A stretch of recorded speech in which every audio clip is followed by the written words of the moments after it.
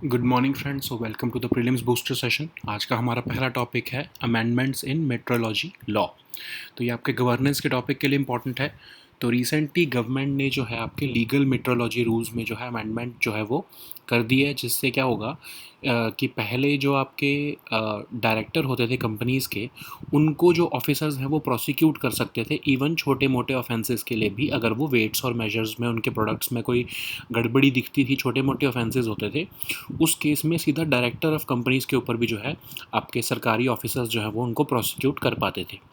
तो पहले तो हम देखते हैं लीगल मेट्रोलॉजी रूल्स होते क्या हैं। तो 2003 में रूल्स बनाए गए थे, जिससे कि आप जब भी कोई प्रोडक्ट बेचते हो, समझ लो आप कोई बिस्किट के पैकेट बेच रहे हो, तो उसका जो वेट का स्टैंडर्ड्स है वो जो है वो ये लीगल मेट्रोलॉजी रूल्स वगैरह में ही डिसाइड किया जाता है।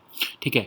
तो आपके कोई भी पैक्ड आइटम्स का खासकर जो है वो क्या स्टैंडर्ड होगा वेट का, और उसको कैसे मेंटेन रखना है, क्या उसको मेंटेन रखा जा रहा है या नहीं रखा जा रहा है, ये सब जो है लीगल मेट्रोलॉजी रूल्स के अंदर ही जो है आता है। ठीक है।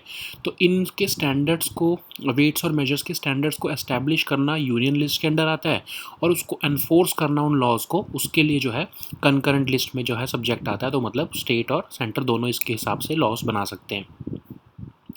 तो बेसिकली जब आप कोई प्रोडक्ट खरीदते हो मार्केट से, समझ लो आप, जैसे हम बिस्किट का एग्जांपल ले रहे थे, तो जब बिस्किट में आप देखते हो कि समझ लो 500 ग्राम के आपने बिस्किट लिए हैं, तो 500 ग्राम की गारंटी, वो आपको लीगल जो गारंटी मिलेगी कि हाँ 500 ग्राम का ही आपको बेचा गया है, तो वो लीगल मेट्रोलॉजी रूल्स के ही आपको जो है वो गारंटी मिलती है।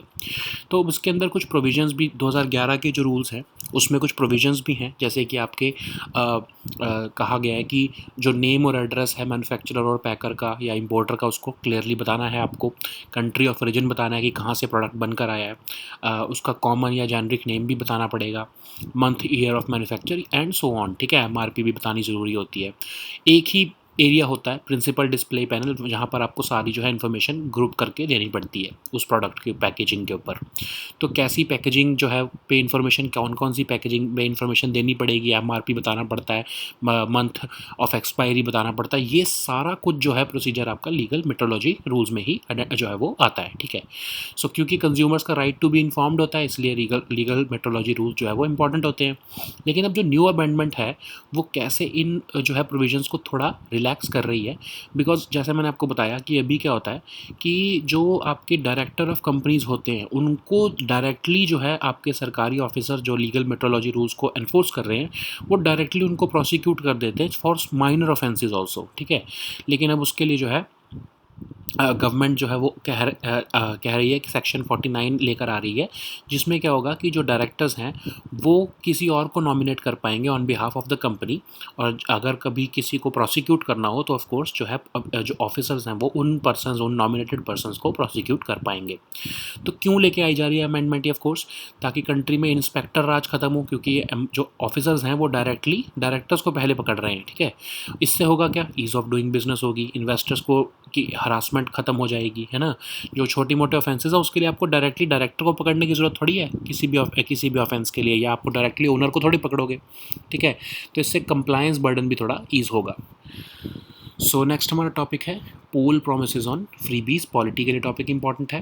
तो इलेक्शन कमीशन ने प्रपोज किया है कि आप मॉडल कोड ऑफ कंडक्ट के अंदर ही जो है पॉलिटिकल पार्टीज अब से जो हैं जो भी वो प्रोमिसेस करती हैं वो ऑथेंटिक इन्फॉर्मेशन दें उसके बारे में वोटर्स को, और बताएं कि वो कैसे फाइनेंशियली वाइबल बनाएंगे उन प्रोमिसेस को। ठीक है। तो इसके ऊपर व्यूज़ मांगे इलेक्शन कमीशन ने पॉलिटिकल पार्टी से, अक्टूबर 19 तक उनसे रिटर्न में व्यूज़ मांगे हैं। तो आपको पता है फ्रीबीज का बहुत ज़्यादा जो है ये टॉपिक न्यूज़ में चल रहा है, क्योंकि पीएम मोदी ने भी बोला कि जो फ्री गवर्नमेंट स्कीम्स के नाम पर जो है ये फ्रीबीज दी जा रही हैं, इससे स्टेट की इकोनॉमी जो है या डेवलपमेंट जो है कंट्री की वो ख़राब हो रही है। इवन सुप्रीम कोर्ट ने भी रिसेंटली ऑब्जर्व किया है कि जो ये फ्रीबीज हैं ये जो है इसके ऊपर डिबेट की ज़रूरत है, क्योंकि ये तो एक तरह से कंज्यूमरिज्म है। ठीक है। क्योंकि आप क्या कह रहे हो वोटर को, आप हमें वोट दो हम आपकी बिजली माफ़ कर देंगे, तो आप कंज्यूमरिज्म कर रहे हो ना। ये कंज्यूमरिज्म तो सही नहीं है डेमोक्रेसी के लिए। ठीक है। सो एक तरह से आप उसमें लेन देन कर रहे हो, आप हमारे को वोट डालोगे, आप आपका हम बिल माफ़ कर देंगे, हम आपके जो है बिजली फ्री कर देंगे, हम आपका ये फ्री कर देंगे, ठीक है। तो एक तरह से कंज्यूमरिज्म जो है वो आ रहा है, ठीक है। तो इलेक्शन कमीशन ने क्या प्रपोज़ किया है, उन्होंने कहा है कि जब भी अब कोई पॉलिटिकल पार्टी प्रपोज़ करेगी कि हम आपकी, जैसे समझ लो फ्रीबीज़ प्रपोज़ करेंगे, बिजली हम आपकी मुफ्त कर देंगे, तो उनको ये भी बताना पड़ेगा जब बिजली मुफ्त करेगी की जाएगी सरकार द्वारा, उसके लिए फाइनेंशियल रिसोर्सेज कहाँ से आएंगे, ठीक है। उनको क्लियरली बताना पड़ेगा ताकि जो है जनता भ्रमित ना हो, ठीक है। तो बहुत ही अच्छा एक स्टेप है। ऑफ कोर्स इसको भी सरकमवेंट करने के लिए पॉलिटिकल पार्टीज़ कोई ना कोई जो है वो तरीका ढूंढ लेंगी, बट फिर भी इलेक्शन कमीशन ने एक पहल की है, ठीक है। तो अब हम देखते हैं इलेक्शन फ्रीबीज़ होती क्या है, वही बिजली मुफ्त, पानी मुफ्त, पब्लिक ट्रांसपोर्ट मुफ्त, आपके पेंडिंग जो बिल हैं वो मुफ्त कर देंगे या माफ़ कर देंगे, फार्म लोन जो है उनको वेव कर देंगे। ये सब जो आपके जो फ्रीबी कल्चर जो है वो इसी को कहते हैं, ठीक है। तो इससे हो क्या रहा है कि जो आपके जो स्टेट लेवल पर जो जीएसडीपी होता है उसको बहुत इम्पैक्ट कर रहा है ये। तो आरबीआई की भी एक रीसेंट रिपोर्ट भी आई है, स्टेट फाइनेंसिस रिस्क एनालिसिस, जिसमें ये कहा गया है कि वेस्ट बंगाल, केरला, पंजाब, राजस्थान और आंध्र प्रदेश, ये ऐसी स्टेट्स हैं जो कि बहुत ज़्यादा जो है फिजिकल हेल्थ इनकी ख़राब है, जिसमें जो सबसे वर्स्ट सिचुएशन है वो पंजाब की है, जिसमें जो डेट टू जीएसडीपी रेशियो जो है वो 50% से बढ़ चुकी है, ठीक है। राजस्थान, केरला, बिहार में भी जो है वो जीएसडीपी 35% तक पहुंच चुका है, डेट टू जीएसडीपी रेशियो, ठीक है। जैसे आपका कंट्री लेवल पर जीडीपी होता है वैसे स्टेट लेवल पर जीएसडीपी होता है। तो जो 5 मोस्ट इंडेप्टेड स्टेट्स हैं, पंजाब, राजस्थान, बिहार, केरला और वेस्ट बंगाल, इन स्टेट्स में जो है अगर फ्रीबीज़ और अनाउंस करती जा रही हैं, आपको पता है जैसे पंजाब गवर्नमेंट ने जो है अभी पुरानी पेंशन को भी जो है वो रिवाइव करने का प्रॉमिस कर दिया है, ठीक है। तो जो कि कैटास्ट्रॉफिक होगा अगर पंजाब में ऐसा हो जाता है। राजस्थान ने ये बहुत बेवकूफ़ी का डिसीजन ऑलरेडी ले लिया है, बट ये डिसीजन अगर पंजाब में भी आ जाता है तो इसका जो है इम्पैक्ट बहुत बुरा होगा, ठीक है। सो नेक्स्ट हम टॉपिक देखते हैं, चोलास, आपके आर्ट एंड कल्चर के टॉपिक के लिए इंपॉर्टेंट है। एक तमिल मूवी आई है पोन्नियिन सेल्वन, जिसमें चोलास के बारे में जो है वो बात की गई है, चोलास के ऊपर फोकस किया गया है। तो चोलास जो है आपके तमिलनाडु, केरला और parts of Andhra Pradesh and Karnataka में रूल करते थे। 9th से लेके 12th सेंचुरी एडी तक उन्होंने रूल किया। बीच में उनका कई बार राष्ट्रकूटास और चालुक्यास के साथ जो है वो बैटल हुई है, बट स्टिल उनका एम्पायर बहुत ही स्ट्रॉन्ग था, ठीक है। अगर हम देखें तो उस डायनेस्टी को जो है, चोलास डायनेस्टी को किंग विजयला ने जो है फाउंड किया था, और वो एक तरह से कहा जाता है कि वो फ्यूडेटरीज थे आपके पल्लवास के, ठीक है, इनिशियली। अब सोसाइटी देखते हैं हम चोलास के अंदर। अब आपको पता है कि चोला जो है वो बहुत ही फेमस नेवल पावर थे अपने टाइम पर। मलेशिया से लेके सुमात्रा तक उनका जो है वो जो नेवल उनकी प्रोवेस फैली हुई थी, और उनके क्योंकि मर्चेंट ग्रुप्स के साथ बहुत स्ट्रॉन्ग टाइज थे, उसकी वजह से जो है उनकी डोमिनेशन जो है नेवल डोमिनेशन हमको देखने को मिलती है।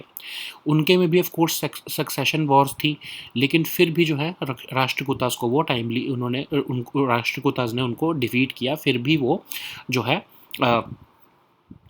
उनका एम्पायर जो है वो खड़ा रहा, लेकिन ऑफ कोर्स बाद में वो हार गए थे। लेकिन उनके टाइम पर आपको पता है ग्रैंड टेम्पल्स भी बनाए गए हैं, जैसे आपका बृहदेश्वरा टेम्पल थंजावुर में जो है वो भी चोलास ने बनाया। राजा चोला जो है आपको पता ही होगा, उन्होंने बृहदेश्वरा टेम्पल बनाया, बहुत ही फेमस टेम्पल है। इसको हम largest building in India in that period जो है वो मानते हैं, ठीक है। सो नेक्स्ट हमारा टॉपिक है शेड्यूल्ड ट्राइब स्टेटस। तो ये आपका सोशल इश्यूज़ के लिए टॉपिक इंपॉर्टेंट है। तो यूनियन होम मिनिस्टर जो है उन्होंने पहाड़ी कम्युनिटी जो है जम्मू कश्मीर की, उनको शेड्यूल्ड ट्राइब स्टेटस जो है वो अनाउंस किया है। उन्होंने कहा है कि जस्टिस जीडी शर्मा कमीशन जो है उन्होंने पहाड़ीज, गुज्जर्स और बकरवाल्स को जो है एसटी स्टेटस देने को कहा है, तो बाकियों 2 कम्युनिटीज़ को भी अब एसटी स्टेटस जो है वो मिलने वाला है, ठीक है। तो पहाड़ीज़ हैं कौन? ये एक लिंग्विस्टिक ग्रुप है जो कि आपके पीर पंजाल वैली में रहते हैं। इसमें हिंदूज़ भी हैं, मुस्लिम्स भी हैं और सिख्स भी हैं। लगभग 10 से 11% जो है पॉपुलेशन ऑफ जम्मू कश्मीर को जो है कॉन्स्टिट्यूट करते हैं ये। इनकी मदर टंग है पहाड़ी, और ये जो कि पोथवाड़ी लैंग्वेज की ही एक ऑफशूट है। जनरली ये रूरल एरियाज़ में रहते हैं और एग्रीकल्चरल और कैटल एक्टिविटीज़ में पार्टिसिपेट करते हैं, ठीक है। सो क्या होता है क्राइटेरिया किसी भी कम्युनिटी का एसटी लिस्ट में आने के लिए? एक तो वो प्रिमिटिव होनी चाहिए, उनके प्रिमिटिव ट्रेड्स होने चाहिए, डिस्टिंक्टिव कल्चर होना चाहिए, जोग्राफिकली आइसोलेटेड होने चाहिए, शाइनेस होना चाहिए उनका बाकी कम्युनिटीज़ के साथ कॉन्टैक्ट करने में, बैकवर्डनेस होनी चाहिए, ठीक है। तो इसके बेसिस पर जो है किसी की जो है कम्युनिटी को एसटी स्टेटस मिल सकता है, ठीक है। तो आपको पता ही होगा ऑफ कोर्स कि जो एसटी स्टेटस है उसको कैसे दिया जाना है, इसके लिए कोई कॉन्स्टिट्यूशन में प्रोविज़न जो है वो मेंशन नहीं है। आर्टिकल 342 जो है वो कॉन्स्टिट्यूशन में बताता है कि क्या प्रोसीजर फॉलो किया जाना चाहिए शेड्यूल ट्राइब्स को स्पेसिफाई करने के लिए। तो उसी का क्लॉज 1 है जिसके अंदर बताते हैं कि प्रेसिडेंट जो है वो किसी भी स्टेट में, यूनियन टेरिटरी में जो है गवर्नर के साथ कंसल्ट करके ट्राइब्स को नोटिफाई कर सकते हैं। लेकिन याद रहे कि ये सिर्फ उसी स्टेट या उसी यूटी के अंदर ही जो है वो उनको स्टेटस मिलेगा। ऐसा हो सकता है कि समझ लो, एग्जांपल लेते हैं कि ए नाम की एक ट्राइब है, वो आपके हिमाचल में भी पड़ती है, उत्तराखंड में भी पड़ती है, हरियाणा में भी पड़ती है। ऐसा ज़रूरी नहीं है कि अगर ए नाम की ट्राइब को हिमाचल में शेड्यूल्ड ट्राइब का स्टेटस मिला है तो बाकी दोनों स्टेट में भी उनको वो स्टेटस मिला होगा। ऐसा ज़रूरी नहीं है, ठीक है, आपको कई बार बता चुके हैं इसमें हम। तो क्योंकि ये स्टेट स्पेसिफिक होता है, एक ट्राइब एक स्टेट में शेड्यूल ट्राइब हो सकती है और वही सेम ट्राइब अगर वो दूसरे स्टेट में, तो ज़रूरी नहीं है कि वो भी वहाँ पर शेड्यूल ट्राइब होगी, ठीक है। सो नेक्स्ट हम टॉपिक देखते हैं, ओपेक प्लस। इंटरनेशनल रिलेशंस के लिए टॉपिक इंपॉर्टेंट है। तो ओपेक प्लस ने रिसेंटली क्या किया है, उन्होंने डिसाइड किया कि वो अपने जो है ऑयल प्रोडक्शन है उसको 2 million barrels per day cut करना शुरू करेंगे नवंबर से, ठीक है। इससे होगा क्या, मार्केट में जब ऑयल कम आएगा तो उससे प्राइसेस बढ़ने शुरू हो जाएंगे। क्यों? और वो यही चाहते हैं। क्यों चाह रहे हैं? क्योंकि आपको पता है कि सितंबर में $90 के आसपास जो है वो क्रूड ऑयल के प्राइसेस आ चुके हैं। और हुआ क्या, G7 ने ऑयल प्राइस पे कैप लगा दिया। जब G7 ने ऑयल प्राइस पे कैप लगाया तो ऑयल प्राइसेस और कम होने लग रहे हैं। तो उससे हो क्या रहा है कि ईयू जो है वो, आपको पता है ईयू है, रशिया से ऑयल नहीं खरीद रहा है, वो आपके ये आपकी जो मिडल ईस्टर्न कंट्रीज़ हैं जो है उनके ऊपर जो है वो डिपेंडेंट हो गया है। लेकिन ऑयल प्राइसेस जो है वो डिक्लाइन हो रहे हैं क्योंकि रिसेशन आ रहा है यूरोप में और चाइना में से भी डिमांड कम हो रही है। तो ऑयल प्राइसेस कम हो रहे हैं तो जो ये मिडल ईस्टर्न कंट्रीज़ हैं इनको जो है वो नुकसान हो रहा है। तो वो इसलिए ये चाहते हैं कि प्राइसेस जो है वो ऑयल के बढ़ें, क्योंकि आपको पता है सऊदी अरेबिया को इससे बहुत बेनिफिट हुआ था जब अभी रिसेंटली ऑयल प्राइसेस बढ़े थे। जब यूक्रेन में भी वॉर हुई तो सऊदी अरेबिया को उससे बहुत हेल्प हुआ, क्योंकि जो है ओपेक जो यूरोपियन कंट्रीज़ हैं या इवन वेस्टर्न कंट्रीज़ हैं, उन्होंने रशिया के बजाय यूरोप से जो है सऊदी अरेबिया से जो है वो ऑयल ख़रीदना शुरू किया। और ऑयल प्राइसेस जब हाई थे तो सऊदी अरेबिया एक one of the fastest growing economies एक तरह से एमर्ज होकर सामने आया है, ठीक है। तो हम देखते हैं ओपेक है क्या। Organisation of petroleum exporting countries 1960 में बनाया गया था Iran, Iraq, Kuwait, Saudi Arabia और वेनेजुएला द्वारा। तो आप आपस में ये कोऑर्डिनेट करते हैं पेट्रोलियम पॉलिसीज़ को, और लगभग 44% ऑफ ग्लोबल ऑयल प्रोडक्शन और 81.5% of world proven oil reserves OPEC countries में ही जो है वो लोकेटेड हैं, ठीक है। इनका हेडक्वार्टर वियना में पड़ता है जो कि ऑस्ट्रिया में है। तो ओपेक प्लस क्या है, ओपेक प्लस में और जो है ऑयल कंट्रीज़ जुड़ जाती हैं। And since 2017 Azerbaijan, Bahrain, Brunei, Kazakhstan, Malaysia, Mexico, Oman, Russia, south Sudan and Sudan जो है वो इसमें मेंबर्स बन चुके हैं। तो ये इनको हम ओपेक प्लस कहते हैं। तो अभी एक्चुअली जैसे ही ऑयल प्राइसेस को ऑयल आउटपुट को कट करने का जो है डिसीजन लिया गया, तो वेस्टर्न कंट्रीज़ खासकर यूएस में व्हाइट हाउस ने ये बोला है कि ये ओपेक प्लस जो है वो रशिया के कहने पर कर रहा है ताकि ऑयल प्राइसेस जो है वो बढ़े रहे और रशिया जो है वो पैसा कमाता रहे, ठीक है। सो नेक्स्ट हम टॉपिक देखते हैं, हर स्टार्ट प्लेटफॉर्म। ये आपके इकोनॉमी और सोशल इश्यूज़ दोनों से के लिए टॉपिक इंपॉर्टेंट है।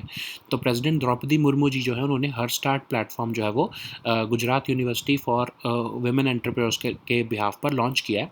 तो ये Gujarat university startup and entrepreneurship council का एक इनिशिएटिव है जो कि वीमेन लेड स्टार्टअप्स को सपोर्ट करेगा। सिर्फ इनोवेशन और इनोवेशन में ही सपोर्ट नहीं करेगा, बल्कि उनको गवर्नमेंट के साथ भी कनेक्ट करवाएगा ताकि और उनको प्राइवेट एंटरप्राइजेस के साथ भी कनेक्ट कराएगा। उनको फ्री रिसोर्सेज दिए जाएंगे, ट्रेनिंग मॉड्यूल्स दिया जाएगा इन विमेन लेड स्टार्टअप्स को, ताकि वो भी जो है वो बढ़ सके आगे, और उनको डिजिटल कम्युनिटी का भी एक पार्ट बनाया जाएगा, ठीक है। और उनकी सक्सेस स्टोरीज को डिजिटली पब्लिश भी किया जाएगा अगर विमेन लेड एंटरप्रेन्योर्स जो है वो सामने आएंगे तो, ठीक है। तो ये है आपका हर स्टार्ट प्लेटफॉर्म नाम का initiative. So now let us see all these topics in English.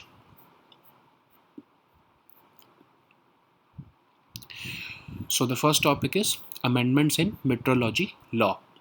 So this topic is important for your governance section. So Government of India has recently amended a key provision in the legal metrology rules, under which earlier there was a provision in which empowered officers who were enforcing these metrology law, they were empowered, of course, to initiate prosecution against directly the directors of companies and owners of the companies, even for minor offenses related to weights and measures. So what are the legal metrology rules? You know that these are the legal requirements whereby you have all packaged products will have to comply with standard weights and packaging. Though they have to they have to uh, give details about the product on the packaging, how they will have to give the details.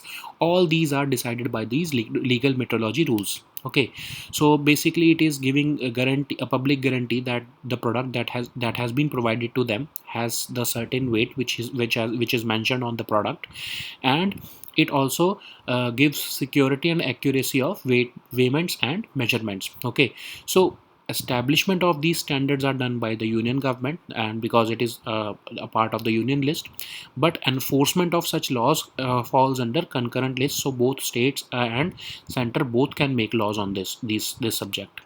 So there are certain mandatory provision under the 2011 legal metrology rules, that a packaged item has to display the name and address of the manufacturer or packer or importer. The country of origin must be there. What is the month and year of manufacturer? What is the MRP, etc. You know, all the information has to be grouped together and given at one place.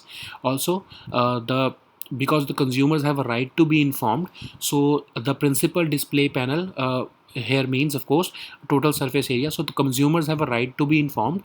So if you do not provide information, this important declaration on the package, you are violating their right. So that's why this legal metrology rules come into picture. It provides you legal guarantee against misinformation or hiding of information by the product manufacturer. So, what is the new amendment? Like I've told you, that directly the empowered officers were prosecuting the directors of the companies or owner of the companies, even for minor offenses. So that's why the government has decriminalized it, and now the under Section 49 of Legal Metrology Act, these directors or the owners of the company, they can now nominate any of the person who will be responsible for the business of the company. Okay, so it was important because we want to end the inspector raj in the country. We should not be harassing the top directors or owners for even small violations, and this will also help in reducing compliance burden. Okay, so the next topic is poll promises on freebies. This topic is important for your polity section. So Election Commission of India has proposed that model code of conduct must be amended so that political parties will be providing only authentic information to voters, and once they make any poll promises, they will have to inform the public that how they are going to implement those promises, and how they would be financially viable or not. Now the EC has asked the political parties regarding their views on this proposal by October 19. So you know that the topic of freebies is in news. So because the Prime Minister has recently expressed concerns regarding the free government schemes given by political parties on behalf of some states, this culture of freebies is dangerous for the development of country. Even the Supreme Court has agreed to it. Because Supreme Court has also said that it is kind of a consumerism where the political parties are promising you things in lieu of votes. Okay, so Election Commission has proposed that when these political parties release their manifesto and they promise, let's suppose, free electricity or free transport, they will also have to specify how they would find resources for implementing these pledges.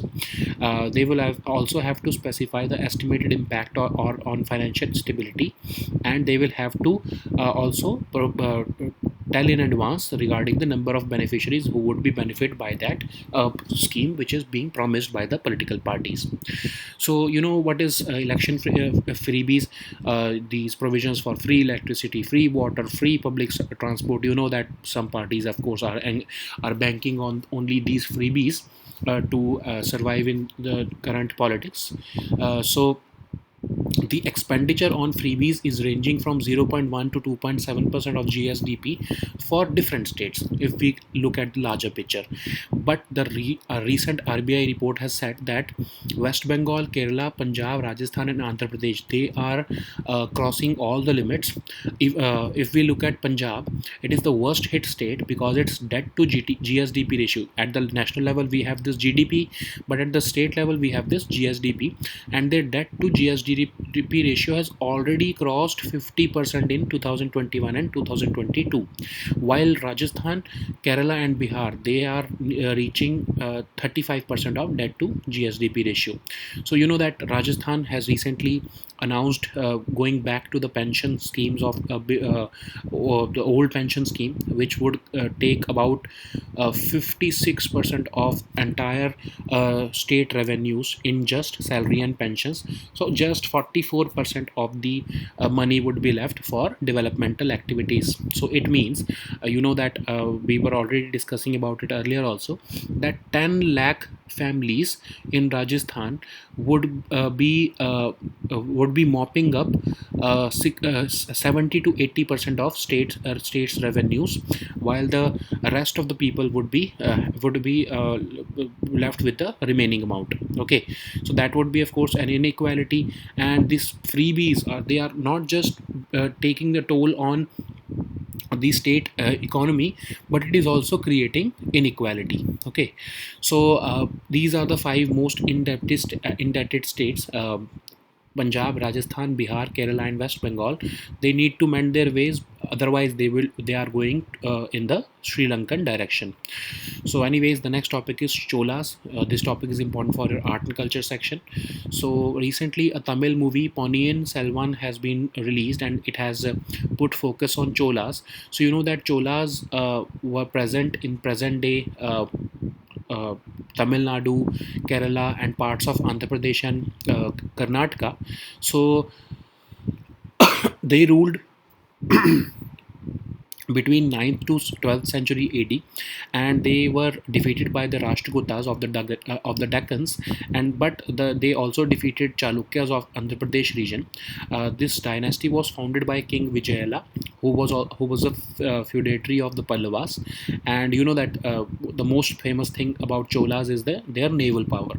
So it extended from Malaysia to Sumatra Islands of Indonesia because they had ties with merchant groups, so they had a strong naval power also. Succession wars were natural, which is why after Rashtrakutas defeated them, these Cholas, they were of course succeeded by another dynasty. So a very major feature of this Chola dynasty is the building of grand temples. You know that Rajaraja Chola built this Brihadeshwara temple of Tanjavur, which was the largest building in India in that period. So the next topic is scheduled tribe status. This topic is important for your social issues. So Union Home Minister has recently announced scheduled tribe status for Pahadi community in Jammu and Kashmir. He has also said that Justice GD Sharma Commission has recommended reservation for Pahadis, uh, Gujjars and Bakarwals, and the rest of these two communities would be given reservation soon, ST status soon. So who are Pahadis? So they are linguistic group mainly residing in Pir Panjal Valley. They are not just Hindus or Muslims; they are also Sikhs, and they occupy almost 10 to 11% of the state population. Their mother tongue is Pahadi, which is an offshoot of Potwari language. They usually reside in rural areas, and they are majorly involved in agricultural and cattle activities.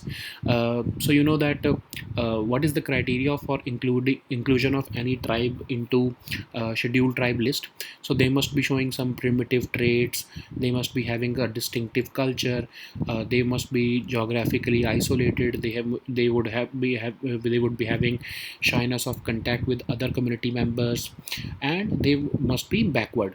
These criteria are not mentioned in the constitution, but they have emerged with the passage of time.